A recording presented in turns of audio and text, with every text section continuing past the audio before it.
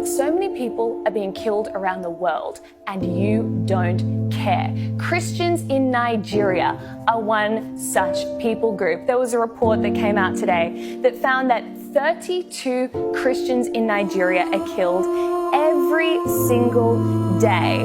7,800 have been abducted since 2009, and 185,000 Nigerians have been killed, 125,000 Christians and 60,000 liberal Muslims. There are 22 jihadist groups. I didn't realize this. I thought there were Boko Haram. I thought there were a few Islamic extremist groups operating in Nigeria, but 22, and they're systematically going around terrorizing Christians. It's been called a silent genocide because nobody cares, and if there are no Jews, then there's no news, and that's just the reality of how Western media often operates. And so because it's black on black violence, because it's black terrorists killing black Christians, the media is completely silent about this. And it's not just happening in Nigeria, in Mozambique, in the Congo, in Tanzania, lots of countries in Africa, you have radical jihadist groups that are killing and persecuting Christians.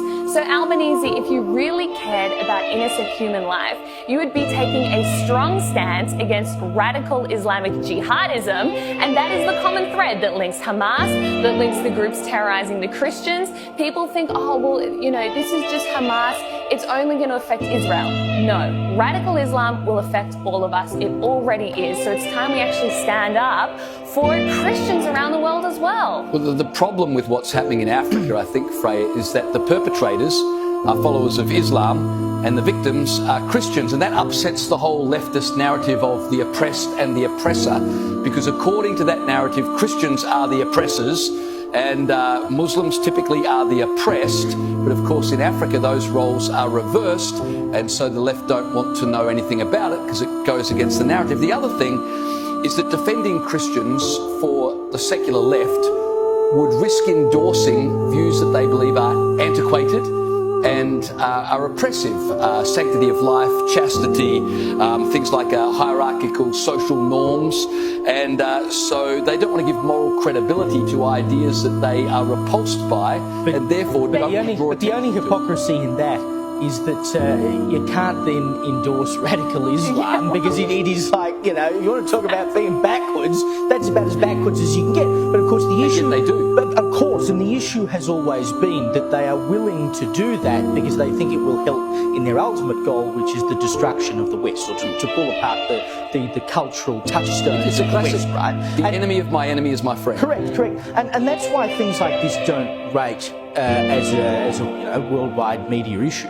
Because fundamentally, what people are looking for to drive these issues as a global agenda is something that can be linked to the West so that you can then somehow point it back to the West and say, you naughty West.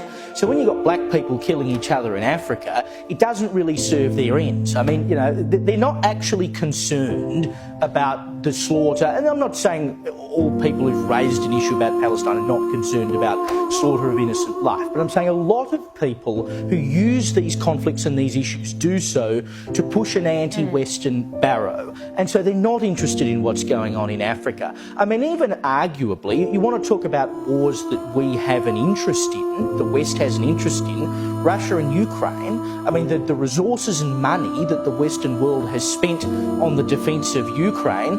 And does anyone talk anymore about the fact that 1 million odd people have been slaughtered in that war? I mean, it's just certain conflicts and certain issues seem to come to the fore sometimes, and we just forget about the rest of it. People are being killed, genocided every day across the world, and it never rates.